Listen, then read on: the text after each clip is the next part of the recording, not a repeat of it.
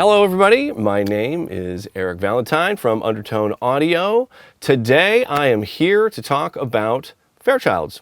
Unfair ones, heritage ones, STAM ones, and even one now that is just going to be called Fairchild again. And so, you know, there's a whole new crop of these things out there. They come with a variety of design approaches and price points, whatever. I thought it'd be fun to just see how they stack up against the UnFairchild. So there's, you know, the STAM Child, which is, I think, the most affordable of the bunch. That I think is around $6K.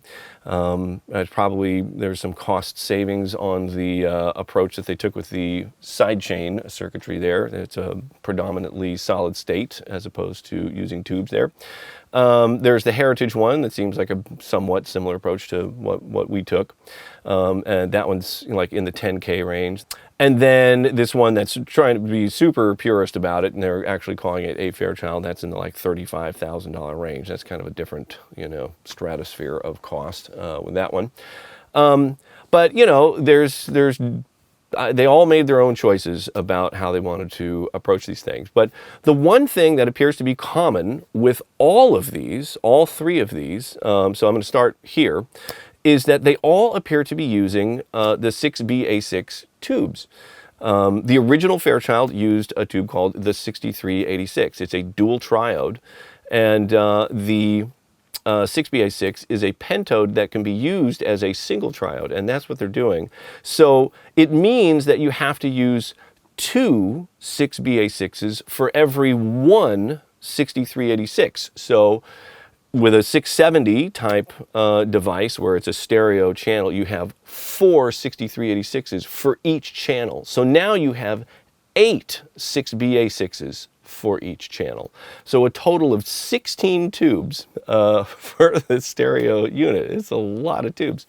And so the one thing that is totally unavoidable with that is that it doubles the amount of current that you need for the heater for those tubes in the circuit. And that just means, consequently, you know, considerably more heat. I can't say it's exactly double. Well, it doubles the heat that's coming from the Varimu tubes in there.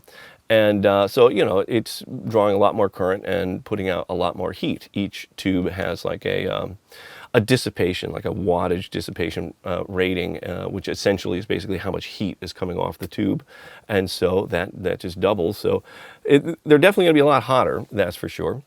The other thing is that the matching is a totally different situation, because a dual triode has two triodes inside the same glass case that were manufactured in the same process and presumably are going to inherently match to a certain degree. There is still a little bit of variability there, but because they were manufactured in the same process and encased in the same thing, they should be close, you know, close enough to do what it needs to do.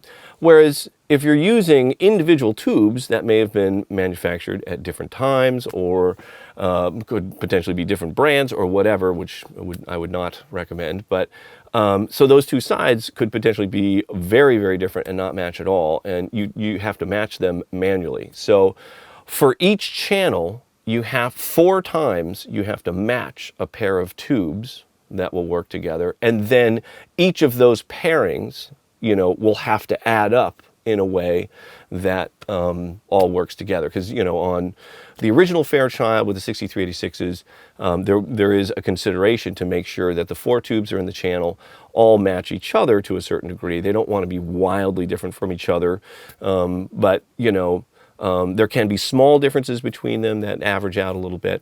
And so the whole matching process is, I would say, definitely more complicated with the 6BA6s. Stam himself from STAM Audio, I was reading a forum that he was on, and he says, you know, things like matching 18 tubes takes time. I bet it does. That takes a lot of work. He says that we have several tube testers and large amounts of tubes. And then matching tubes is done with tube testers, a little pain, but critical for correct operation on this unit. So it really is important, I think, as particularly in that context, because the tubes could be, you know, quite different when you're grabbing totally different individual tubes for two sides of a dual triode in this circuit. And so So that's certainly a consideration. It's a big part of the process. And it sounds like he has to access a large quantity of tubes to get a bunch of pairings that actually work, which is kind of like the next part of this issue with the tubes is that 6BA6 tubes are not made anymore. They don't make these tubes right now. And so, this enters into the world of surplus tubes. And, it was a very common tube. I'm sure there are a lot out there. And I actually have experience with building a product with a surplus component in it. It was the first version of the UnFairchild. That version was using a 6BC8, which is also a very mu type tube. And I wanted to do that because those things were so readily available at the time. They were just everywhere and they were super affordable. You could get them for maybe like $1 or $2 at the time. And I bought thousands of them. I had so many of those things.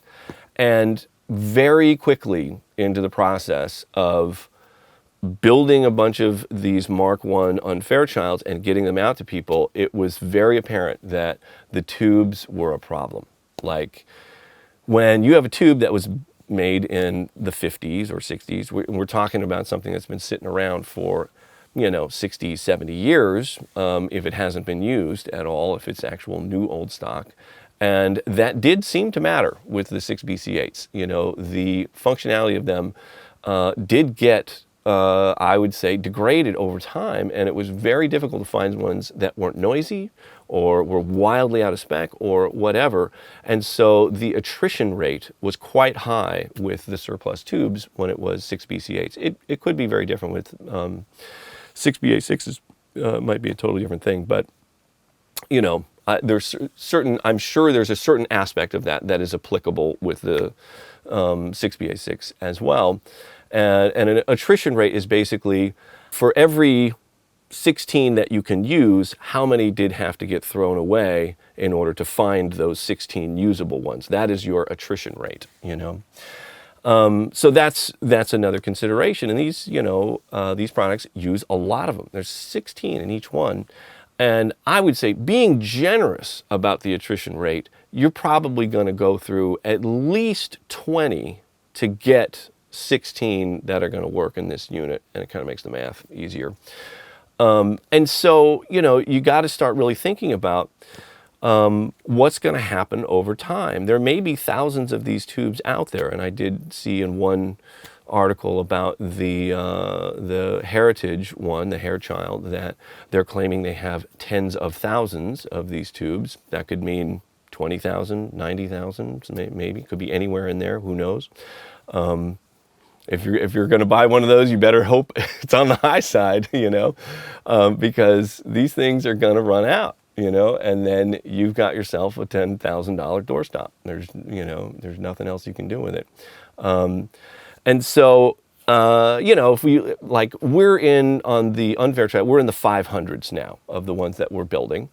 And, there's now 3 companies building Fairchild, copies or recreations using these 6BA6 tubes. And, let's say over the next 2 to 3 years, they sell, between all of these companies, 1,000 of these.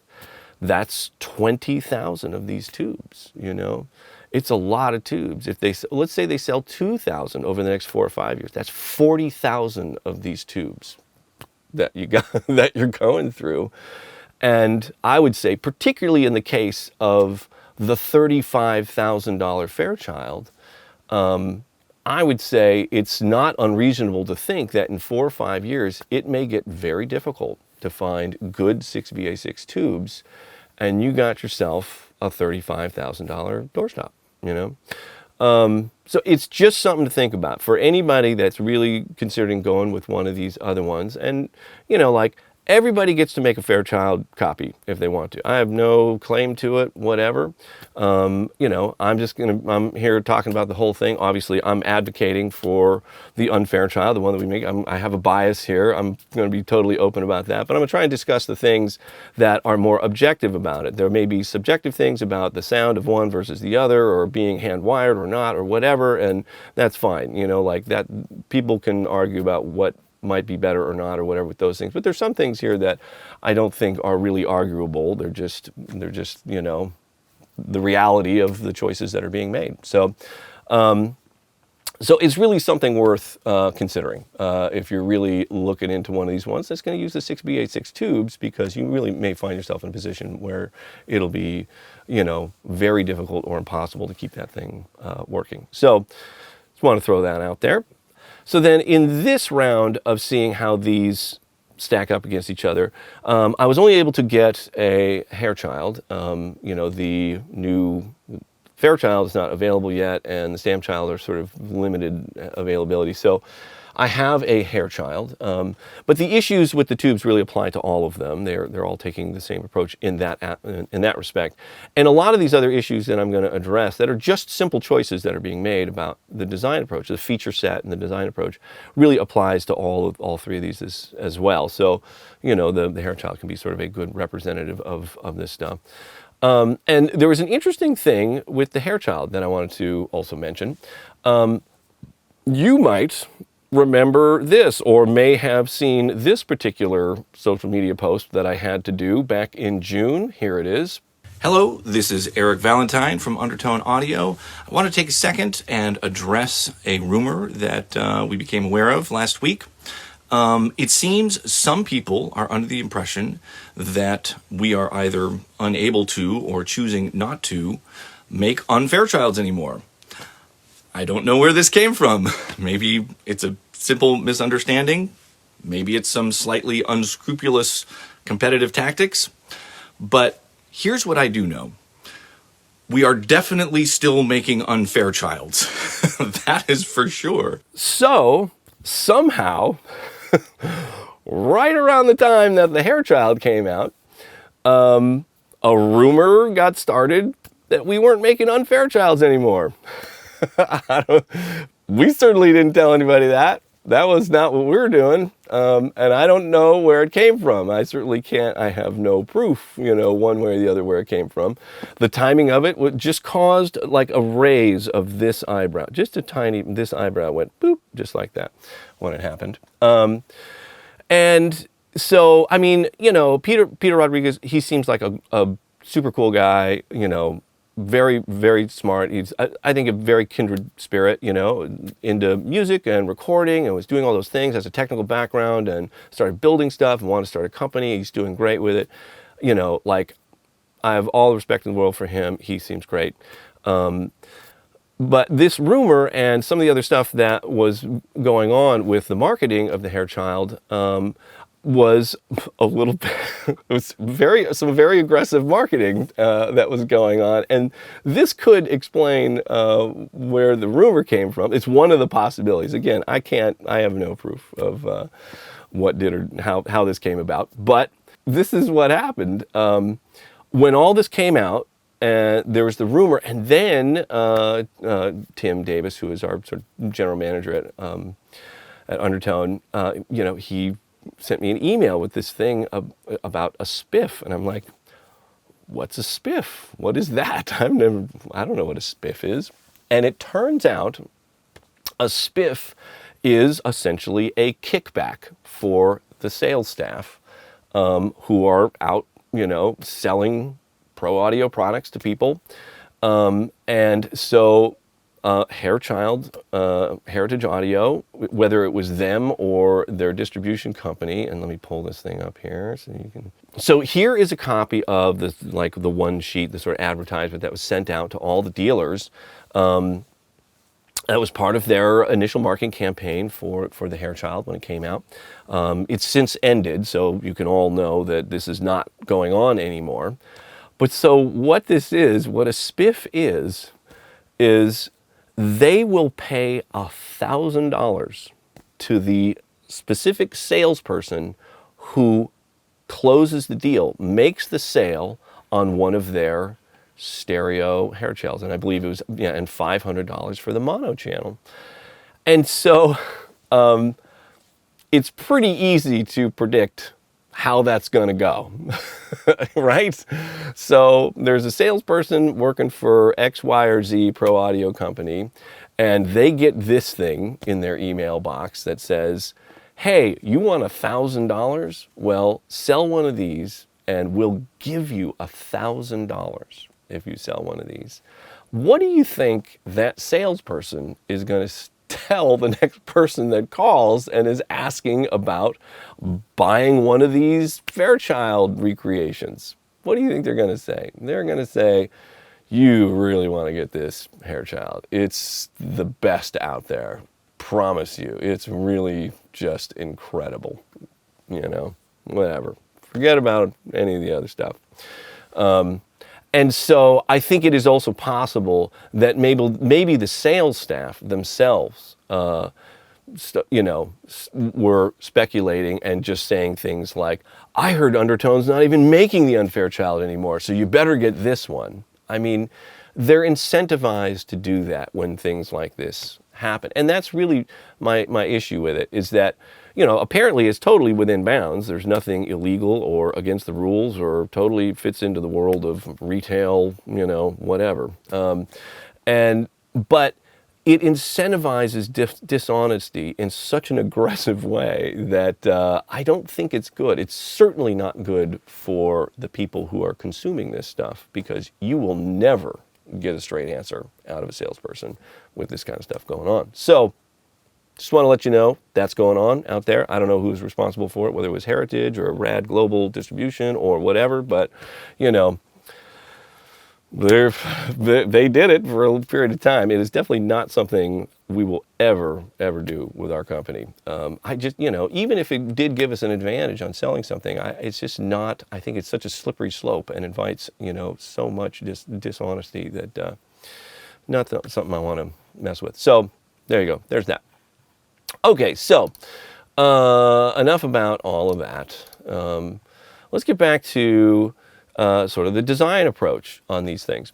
So I think this applies to all three of these new ones, because they're all, in general, they are sticking closer to just the feature set that was on the original Fairchild. And, I suppose there's a reasonable justification for that.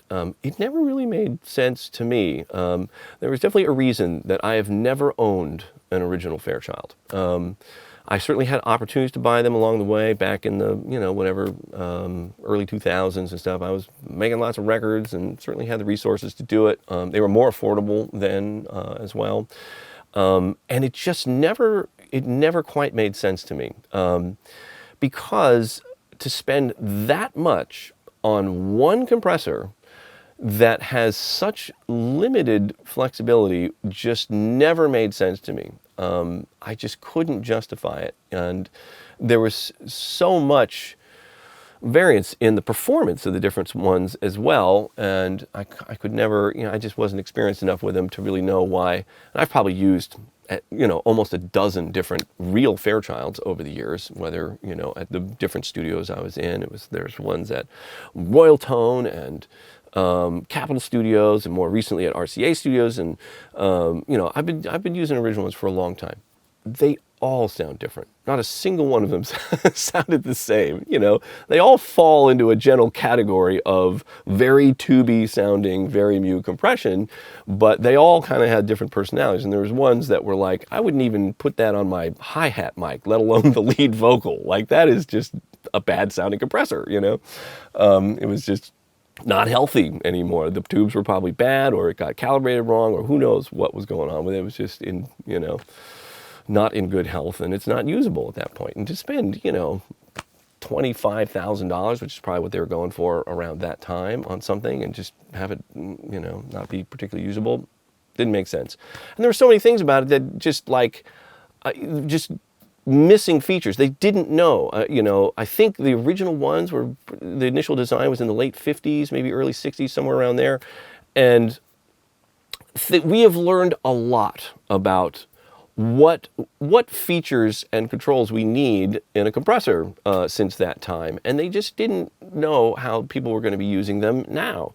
And so they're just missing really basic fundamental functionality and feature sets, on the original Fairchild, that also just made it like, I don't, this isn't worth it. So that was my thinking about it. And so that's why, the UnFairchild has a whole bunch of additional features. And I was very, very careful to make sure that any of the added functionality did not change in any way the integrity of that audio path, which is really what is extraordinary about a Fairchild. It is so simple in its design and concept. It's just a passive attenuator, a transformer, 4 vari-mu tubes in parallel, and an output transformer. That's the entire audio path. It's really incredible. And so we didn't change that at all. And all the features that we added can be added without altering any of that. And so it never made sense to me, like, why you wouldn't do that, you know? I mean, I guess if you just want to be a purist about it, that's cool, but like, then you got a thing that doesn't have a bunch of really important fundamental things, you know, features to it. So this is the list of all the things that I can't imagine why you'd leave these out.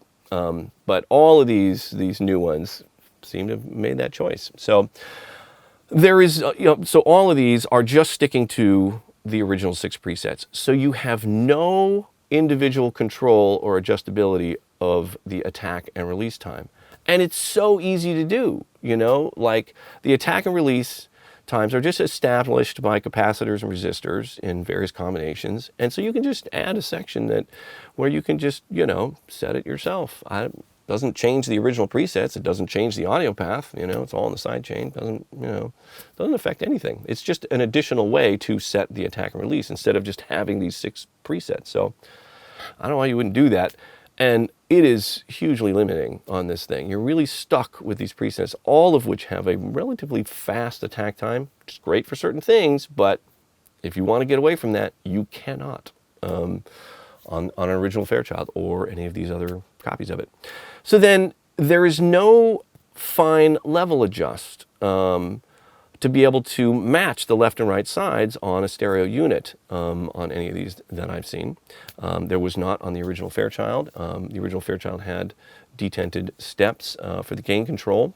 It goes, you know, from all the way clockwise, it's 0 padding all the way to -20 padding. And in 1 dB steps, and then the threshold controls, I believe, were constantly variable. Those were not a step control. We made the decision to make that stepped as well, so it would be more recallable. But so this drove me crazy with Fairchilds. You know, original was like, oh, cool, there's a 670 here. Let's put it on the mix. That'll be amazing. And I put it on the mix, and then my levels are just a little off. And there was no way to fix it. I can go a dB this way or dB that way on each channel, but like I was always going to be at least a half dB off, you know, between the 2 channels. You know, maybe better if I was lucky, but it drove me nuts. And so there's times where I'd go through the Fairchild because I like the sound of it, and then have to run it through an additional pair of faders on the console that weren't assigned to anything else, just patch straight to the fader and then direct out, just to fix the imbalance in the left and right side, you know. I didn't want my mix to sound like this, you know. So none of them have that. Easy thing to add. We were able to, you know, add it in a place in the circuit where it was not adding any additional circuitry to it. So none of them, the original and none of these other ones, don't have a bypass. No bypass. No way to go, let's hear it with it and without. Without. Can't do that. I just don't understand why you wouldn't put that in there. Like, obviously, that's not going to change the sound of the unit, you know? Like, it's just a switch, you know? I don't know. Didn't make any sense to me. So then the other thing they don't have is there's no way to meter the output level. So the original Fairchild only metered gain reduction, and then there was a mode for balancing the tubes. So they all decided to stick with that. You know, it's kind of nice to be able to see the level coming out of the thing and see what's going on there. It can be really helpful if you're troubleshooting, you know, and when you're just finding your adjustment, because it is kind of a tricky balance between the amount of threshold and the amount of gain that you're putting back in order to end up in the same place. And it's nice to be able to actually see the level right in front of you while you're doing that. You know, because you can have it set at unity gain, you start adding compression, there is no auto gain makeup. And so then your whole whatever, your whole signal ends up lower. And so it's always a combination of increasing the input gain and adding threshold. So you end up, kind of in the same range of level that you started with the signal that's going into it. And so to not have a meter just conveniently there, I don't know, this seems like an oversight to me. None of them decided to do that. Okay, so none of these none of them appear to have a sidechain insert. Again, super easy to add, just a switch and a couple extra connectors. And it offers a whole new world of cool stuff that you can do. Obviously, you can EQ the sidechain, very popular to do. And you can do the thing where you remove some low end, so it's not like pulling on the low end as much, over compressing the kick or something like that in a mix. So you can do that thing. You can also use it to like have more of like a de-esser function. You can do all kinds of cool stuff to just adjust the sensitivity of the compression throughout the frequency spectrum. And so none of them decided to do sidechain.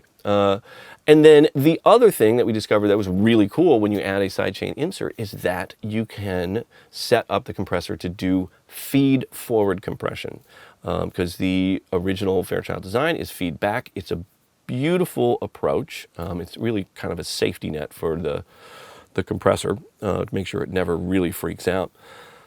But the feed-forward version is also really cool. Like if you want to hear the most aggressive Fairchild compression you've ever heard in your life, the feed-forward mode is incredible for that. And if you have a sidechain insert, super easy. You just split the incoming signal and put one of the splits directly to the sidechain return. Switch on the sidechain insert, you're feed forward. Good to go. So they can't do that.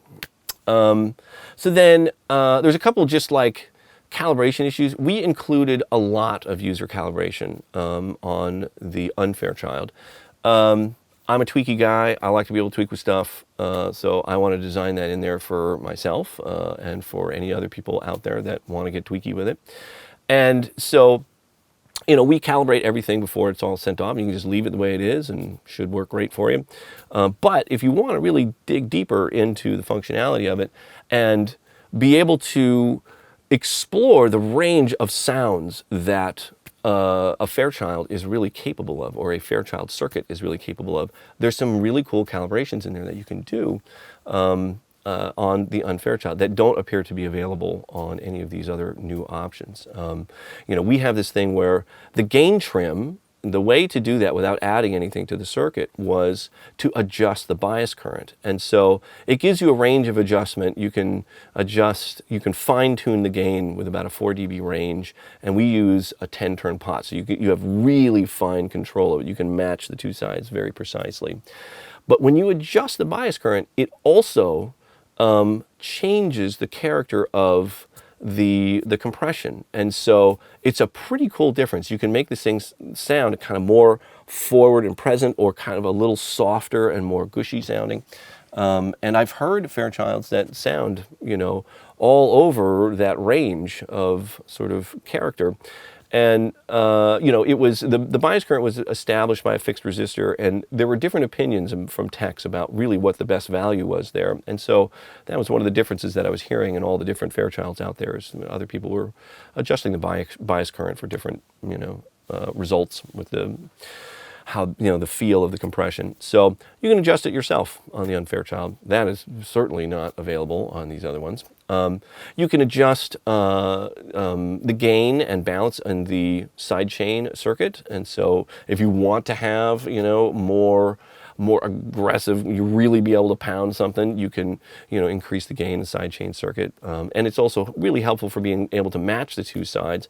All vacuum tubes inherently, have a fairly wide tolerance. They're not going to match up exactly, and being able to calibrate those things just makes it much easier. It's much more forgiving of the tubes that you put in. You can just throw some tubes in there, and most of the time you'll be able to calibrate them into a place where everything is lining up cool between the two channels. So I was happy to have that in there. And then also even something as basic as being able to establish what 0VU on the UnFairchild is. We have a calibration for that. So, in theory, it's supposed to be whatever whatever it is, 1.228 volts or something. But, you know, different studios have a standard that will fluctuate a couple tenths of a dB one way or the other. And so you can match the UnFairchild. So when it says 0 on that, it will match whatever 0 you've established for the rest of your studio, if you're that tweaky about your studio like I am. So there's a lot of that kind of stuff available, and it really makes the UnFairchild a much more versatile thing. I've always felt like, you know, if you present me with a Fairchild, either an original one or, you know, one of these other copies that are out there, I can fiddle with these calibrations and match it really close to, you know, any one that I've been presented with, mostly with that bias current thing. And you know, with these new ones, they've really committed to a thing, and it does that sound, and that'll be their thing. So there you go. So so there you go. That's sort of like the rundown of the things that you don't get with any of these other ones, that I really feel like are just missed opportunities in the design of the feature set on these things. I don't really see any reason for not including those. And so let's get into actually hearing something. I got a Herichild here. We can compare them and see what we got. I'm just going to do one quick audio compression comparison with drums. It seems to be a good way to really get a sense. It's very broadband. There's lots of lows and highs, and there's transients, and you can really hear what a compressor's doing with drums. So we'll do a quick comparison with that. As we get into this, let's see. Let me switch modes here. So let's look at first. I thought this was interesting when I was sort of setting all of this up, and I happened to get a glance at this. It was not what I was expecting. So I have this is my setup. So this channel, this is the UnFairchild, this is the Herchild here. They're on hardware inserts, which I have bypassed right now. And so I'm going to turn on a test tone, boop, 1K test tone right there, you can see it. I'm going to keep my speakers down so it doesn't get into my microphone. So there's the level of it, boom, right there.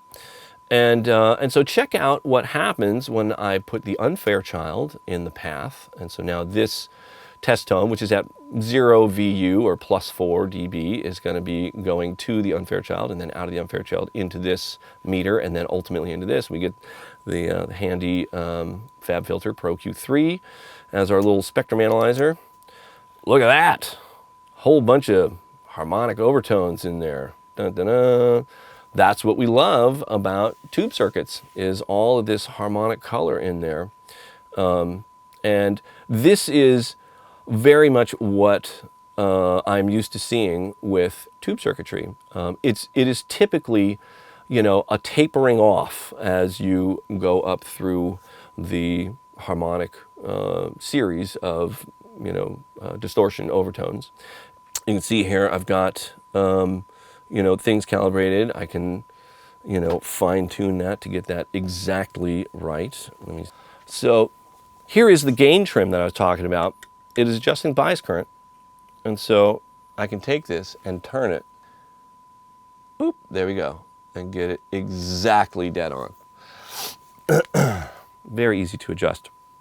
So then let's look at the Herchild. So I'll switch this over. So now we're seeing the spectrum for the Herchild channel.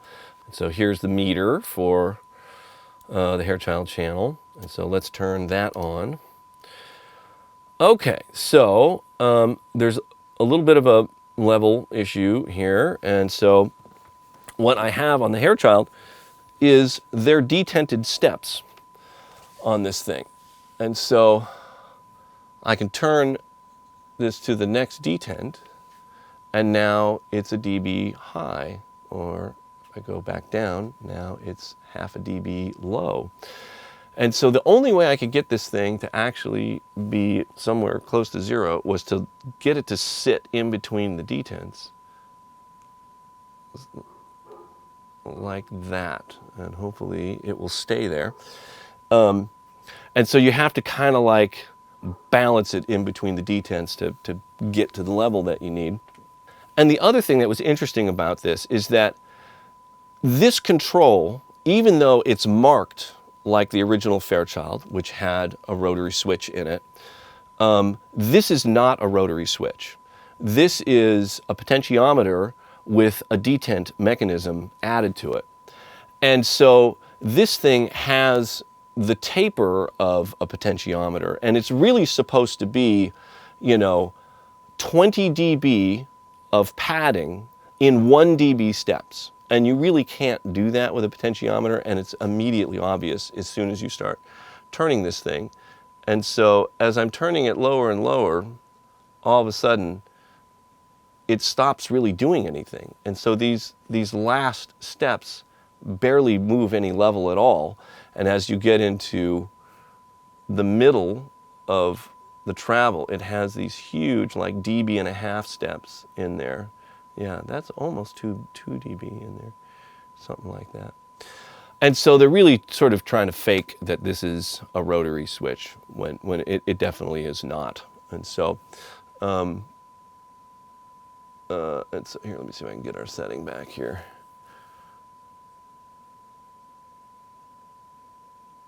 Okay, there we go. It's one of the ways that you could certainly save some money, in the manufacturing of it. But I think it is a little bit dishonest to put that scale on there, trying to indicate that this is a 20 dB pad in 1 dB steps, when it's definitely not doing anything remotely close to that. You can't with a potentiometer. It's impossible. Okay, so then here's the harmonic distortion overtone structure for the Herchild, and this was I did not expect this because the circuit is really, as I've said, extremely simple, and there's if you put those things in that order, they should have they should be relatively similar, but much more of these higher distortion harmonics, which I'm not really sure where those are coming from, but and who knows, it might sound super cool. I personally love me some distortion, but so there's the difference in the harmonic overtone structure between the two. And the other thing that is worth noting is that our hum is sort of like floating around in the noise floor, just the broadband noise down here at like minus 120, and their hum is definitely a little bit higher here. Although the broadband noise in the mid-range certainly is a little bit lower, so they did well on that. So there's just kind of some of the basic technical stuff in there that I just happened to notice along the way. And so in theory, we have both of these coming back unity gain-ish, certainly within a tenth of a dB. Okay, so let's hit play and see what happens here. Okay, so there's my little drum loop. That will just be playing. So we can hear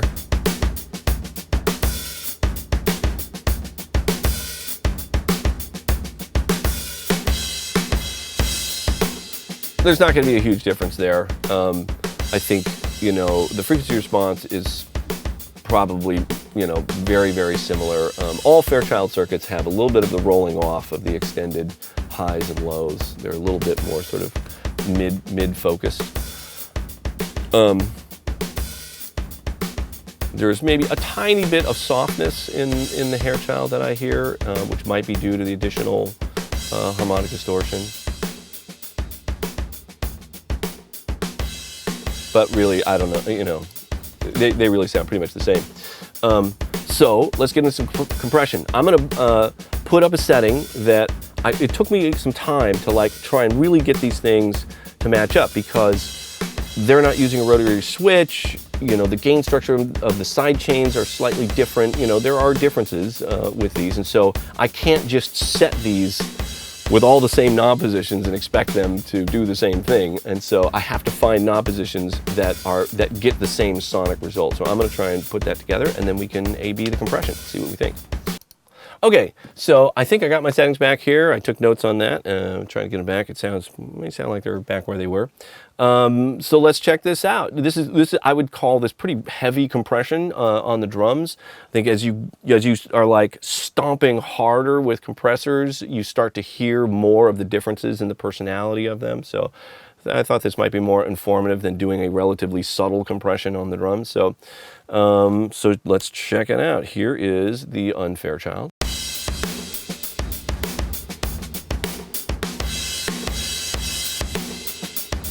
There's the Herchild.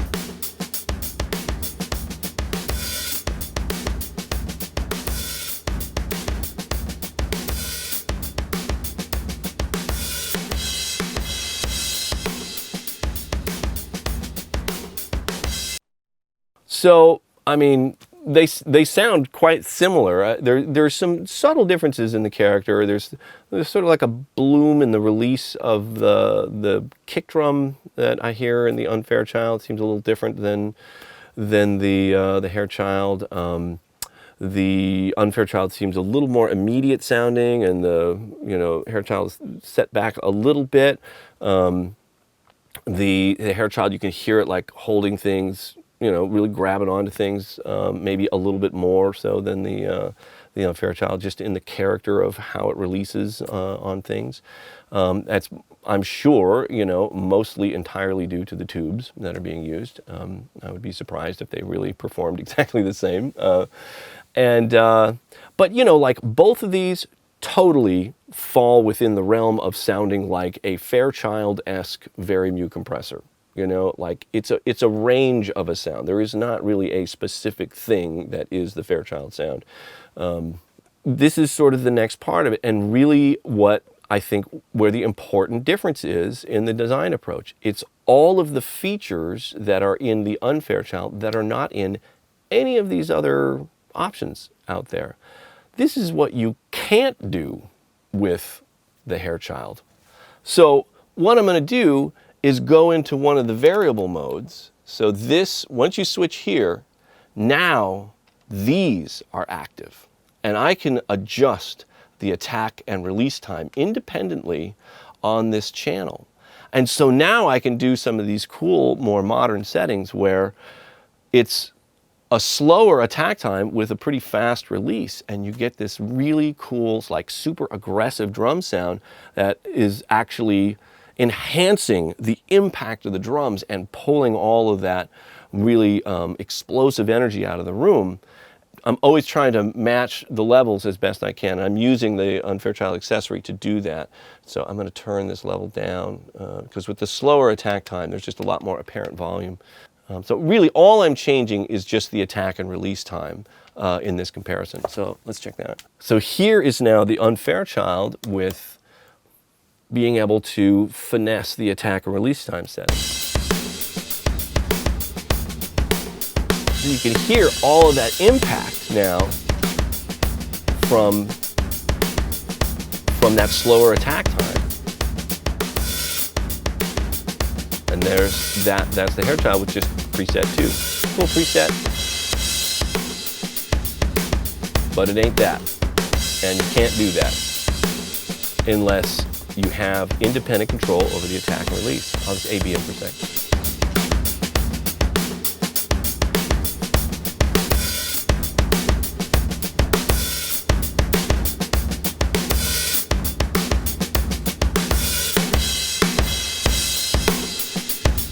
And these slower attack time, quicker release type settings, I really got attracted to that with the Distressor. That was really where I fell in love with that kind of a sound. When I was working on more aggressive music, it was the only way I could get the drums to just like fight their way through a wall of distorted guitar, And when the dynamics of the drums are getting flattened out like that,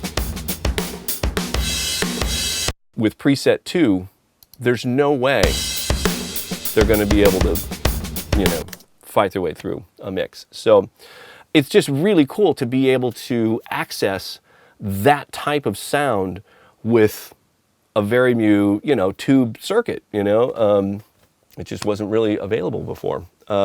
So there's that. So then the other thing that I'd mentioned before that none of these other ones can do is the feed forward compression. And so let me set it up for that, and we can hear that difference as well, because that takes it even further in this direction of having this more sort of modern, really aggressive style, hard-hitting compression with this amazing, classic, very musical sounding circuit. So check this out. For this, I'm going to turn on the sidechain insert, and I'm making use of the Fairchild accessory again right now. This is the way it's hooked up. But I'm going to set it as if I'm just using a splitter cable to just do feed forward. So it's going to be set in the fully feed forward setting. With the UnFairchild accessory, you can actually blend between feedback and feed forward compression. But for this demonstration, I want to just be fully feed forward. So we'll do that. I'm going to leave off any of the high pass stuff. It'll be fully wet, so we'll hear all the compressed signal, all those types of things. This is what you can do this without the UnFairchild accessory. This part, this will do it all by itself. Check this out. This is a whole other universe of very mute compression. So it's just like another level of just like really cool, hard-hitting compression on there. So here is the UnFairchild.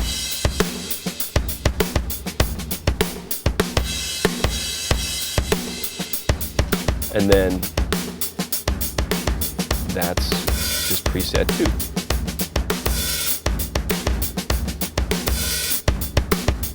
And there it is, that feed forward compression. And the feed forward thing, I always kind of likened it to making this very mute circuit sound more like a VCA-based compressor, like a DBX 160 or one of the SSL compressors. Those are all VCA-style compressors. And it has that kind of like super aggressive, quality to it. But again, you're doing it with this amazing, classic tube circuit instead of doing it with a bunch of solid-state VCA stuff. So it's just a very cool version of that kind of a sound. Okay, so then the other thing that we can do is I can show you the less, if you change the bias current on this thing.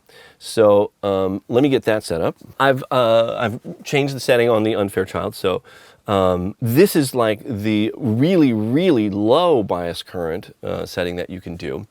And it's really interesting what it does with the compression. It just has more of this kind of softness to it.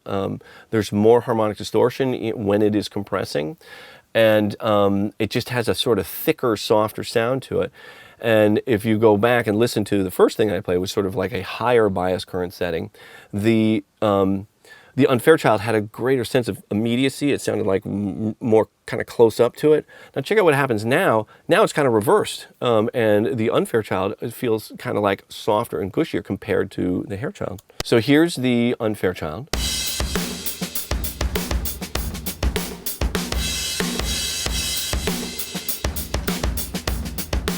And there's the Herchild. And so now the Herchild actually has a more like aggressive sort of initial attack to it.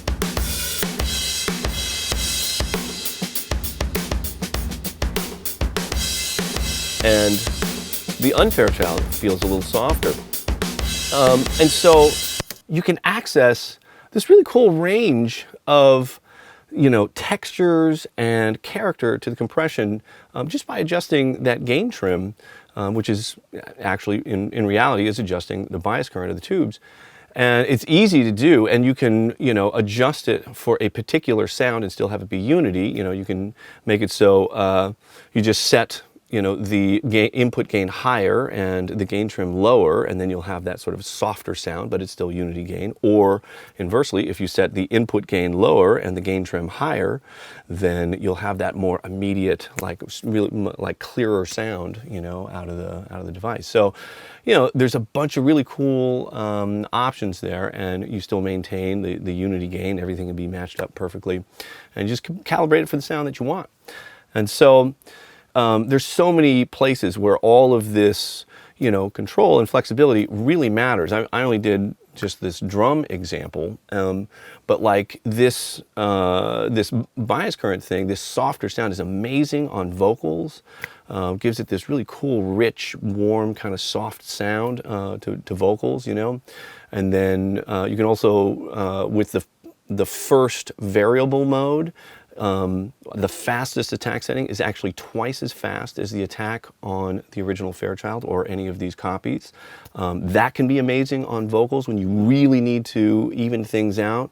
It's also really cool on instruments that have a lot of sort of transient, peaky stuff going on. Either like some acoustic instruments or a clean electric guitar. That's another place. It's been really useful for me. It actually functions a little more like a peak limiter. You can use the UnFairchild as more like a peak limiter. And it just goes on and on. I mean, I could do examples all day on all kinds of instruments or voices or on the mix bus or whatever, where these added features really matter. You know, it's not just like maybe a cool thing to play around with. Like, they make a huge difference. I mean, just being able to control a variable adjustable release time on your mix. I mean, I'm sure everybody has recognized that, like, being able to time the release so it is matched best to the tempo of the song makes a huge difference. It makes the compression so much more musical, and you're not just like laying this compression on top of your mix. I mean, all this stuff, it really does make a difference. And so, you know, I'm just trying to get all the information out there for everybody, be as objective as I can, you know, about all of this. These are really about the choices that were made, you know. I think these are all really good recreations of a Fairchild, you know. They've all done that part really well. And it's really a question of the choices, you know, and like the biggest one being the tubes. That is a big question. That is a big choice to make in this process. And I think it's fair to say that all these folks that have chose to use a surplus tube for their brand new product that they're selling out there, they are not going to be the ones that are going to raise their hand and say, hey, we made this cool copy of a Fairchild, but the tubes are going to run out at some point, you know. They're not going to do that.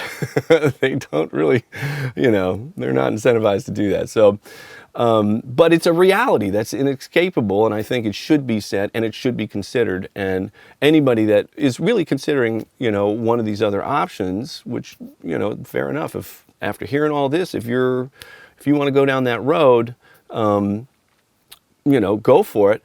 But I really recommend do the research about these tubes and make sure that you're going to be able to get them for a time frame that makes sense for you. Because we can all argue about how long they'll be available, but what's not arguable is that they will run out at some point. That will happen unless somebody starts making them. And so it's a really important thing to investigate before investing $6,000, $10,000, $35,000 in a compressor that you may not be able to get tubes for in 5-6 years or something like that. Who knows? I don't know exactly what it is. Even if it was 10 years, it's like, if I spend $35,000 on a compressor, I want that thing to work for the rest of my life, at least. I want my kids to inherit it. but you know, it might make sense for somebody, and that's all good. I want everybody to make the choice that makes sense for them. So there you go. Fairchild Shootout 2023. I hope this is helpful in your journey of deciding what will be best for you, and I totally support whenever anybody wants to choose for themselves. That's great. And so happy Fairchilding out there. Thank you for watching. Watch out for spiffs. And anybody want to buy a Herchild? I think it's only been used for about an hour. All right. I'll talk to you later. Bye.